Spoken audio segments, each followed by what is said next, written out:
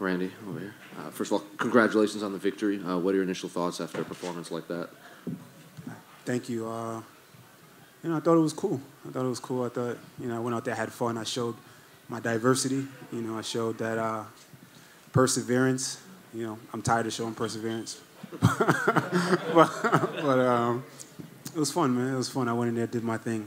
The big, bad, powerful monster, you know what I mean? Chaos with the power. It's reminiscent of Ali Frazier, you know what I mean? Or Ali Foreman type, all weekend. I've been listening to Ali talk, watching him build up to that fight. So in my mind, I went in there and said, there's an ox fighter versus a matador. I was the ox, he was the ox, I was the matador. Or butterfly, If you watch an ox, you ever see an ox or like the buffaloes and the butterfly's on his head and he's just trying to hit the butterfly, but can't do any damage because the butterfly is just so light and whatever. So that was the mindset: just be light, be a butterfly, float, do what I do. So then I have to ask you about that round two. I mean, Daniel Cormier was using phrases like "looks comfortable in there," changed things, making Chaos look uncomfortable. So what changed between rounds 1 and 2 that just came out like that? My coach, man, Sensei Nardu, I went back to the corner and he saw that. He said, listen, man, show these people who you are.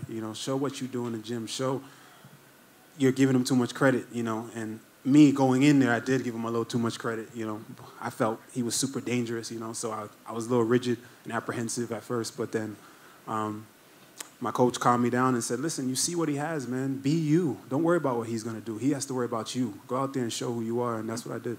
When you were slipping punches in there in that second round, was that just because you had, like you said, you've apparently been listening to a lot of Muhammad Ali, and then you're just kind of pulling a Max Holloway Ali in there in round 2. So what was going through your mind during that?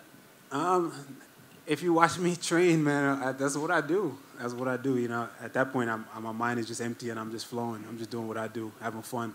I'd like to think I got some of the best boxing in this division, So that's what I was just flowing, having fun. Were you surprised it was a split decision? No, I got knocked down. And, to my own fault, just being too careless, being too happy in there, and I got knocked down. Paid for it. Zigged when I should have zagged. And then finally, are you at the point of your career where you keep racking up these wins that you can start asking for specific opponents, specific dates, and this and that, or do you still are just taking them as the UFC presents them to you? I don't really know. Honestly, I don't know. I've always been and had a great relationship with the UFC. I'll just put it like that. So, yeah. I saw you had some words to say to Dana after the fight. Mm-hmm. What were you saying? Just letting him know that I'm still here, man. I'm here, and he got me here at 6-0 off of looking for a fight. You guys forgot about looking for a fight. I'm the last guy left, right? And I was just a young kid, man, green as hell, and I grew up in this octagon. And I want to show them, I don't just say this, man. A lot of fighters just say it because it sounds good. Every time they come up here, yeah, I'm getting better every time. I am legit getting better every time I step out there. I'm a brand new person every time I step out there. I take pride in that in the gym. I'm grinding. I'm fully dedicated, man, to just evolving and being the best that I could be in this sport and leaving my mark. So you can see it, that I'm getting better every time. And I just wanted to let Dana know, don't overlook me, man. I'm here. Don't forget about me. I'm still here, and I grew up in this octagon. I'm still growing. Yeah. I also saw you spoke to Chaos as well. Yeah. As soon as the fight ended, you were talking basically. What were you guys saying to each other?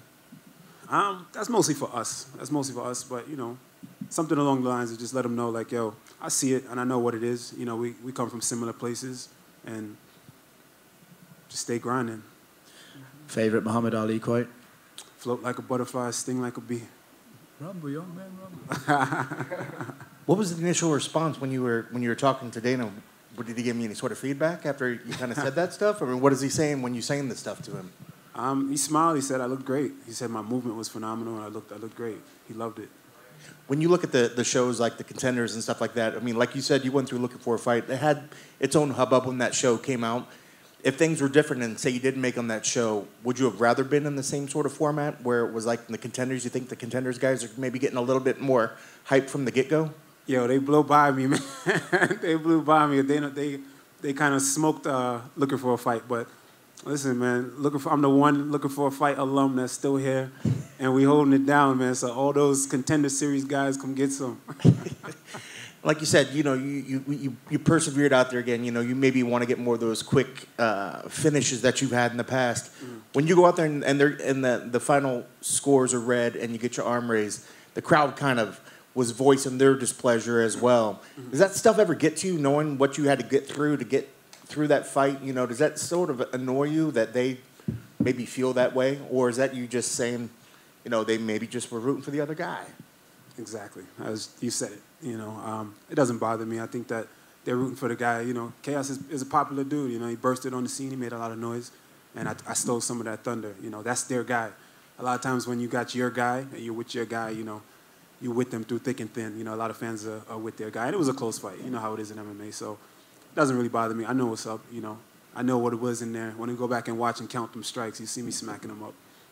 And another thing, I know the fighters you're always so busy working on your skills that you're going to use in the cage, but the game has changed so much over the years. There's so much of this social presence and how much you have to build your brand. How do you find the time to try to balance between improving yourself as a fighter and improving yourself as a brand and still trying to fit it all in together? I have a lot of help. I got a YouTube channel, Rude Boy TV. You get to see all the ins and outs and the backstory of everything. I got a good team around me, man. I'm on Twitch, and I'm not only gaming. I got a podcast, so I'm grinding, man. I'm just trying to cover all aspects of it. You need a good team. I got a good team to help me balance everything out, so I can focus on fighting. Do you have a favorite platform that you're kind of out there on? I love Twitch. That's where I do my podcast. Shout out to the Pro and the Bro. Shout out to my Discord. My Discord is the Rude Gang, so shout out to the Rude Gang. I'm just grinding. I love Twitch, and I'm building my YouTube slowly right now. That's awesome. Congrats on the victory. Thank you. What's up, Randy over here? You spoke about how you feel that you get better each and every time you go out there in the octagon. Do you feel that this was your best performance to date? Nah. I got to go back and watch it. Most satisfying win for sure. But because I knew what this win meant for me in my career. So definitely most satisfying. But probably not my best performance. I got knocked down. So I got to go back and look at it and watch it. Speaking of you getting knocked down, heading into that decision, were you supremely confident that you had done enough throughout the fight to secure the win? I thought I won. I definitely thought I did enough, but you never know in the game of mixed martial arts because of the knockdown. I wasn't hurt, but I remember when my butt hit the ground, I was like, shit. All right. So I started working my way back up, but I thought I did enough. Definitely thought I did enough. And you had arguably the best head movement of anybody that's fought tonight. You spoke about trying to emulate Muhammad Ali and in your training, but was there a bit of a heightened focus on head movement in your training camp? No, I wasn't trying to emulate Muhammad Ali at all. I just took inspiration from the quotes and the things that he said, the fact that he was going up against a big bruiser and a puncher, similar to the type of opponent I went up against. So that was more so it. If you watch my career and been watching my game, I'm from a boxing background. I try to be as slick as possible. Check out my YouTube, Rude Boy TV. You see me in there getting it in and focusing on my head movement. My Instagram, you see me working my head movement. It's just my fight style. And lastly, of course, you knew about Khaos's power, but he looked a lot calmer in this fight than he has in previous fights. Did that surprise you at all, and did he differ at all from what you had expected going in? No. I tend to do that to people, man. I think it's different when you're in there with me. It looks one way on TV, it looks one way in front, but when guys are in there with me, a lot of times they're very apprehensive, and a guy like Khaos, I knew I was going to be able to lull him just based off of my reach, my speed. I think that those things present problems, So a lot of guys, if you look at even my last fight, my last opponent, he was a guy that started fast and knocked people out. But when he got there with me, he was very, tentative because it's hard to close the distance on me. Congrats on the win. I'll check out the Twitch. Thank you, brother. Randy over here. 3 in a row, man. 3 W's. Looking good, feeling better, improving clearly. Any thought of maybe getting one, maybe running one back maybe with Luque or Price and getting one of those back? Absolutely. I think about it from time to time. From time to time, people ask me that question too. Maybe not so. Nico. You know what it is, man. Everybody knows what it is. You go back and watch that fight. I don't have to say it. It is what it is. But Luke, yes. But right now, he's ahead of me, and I just got to work my way. I'll get there. Thank you.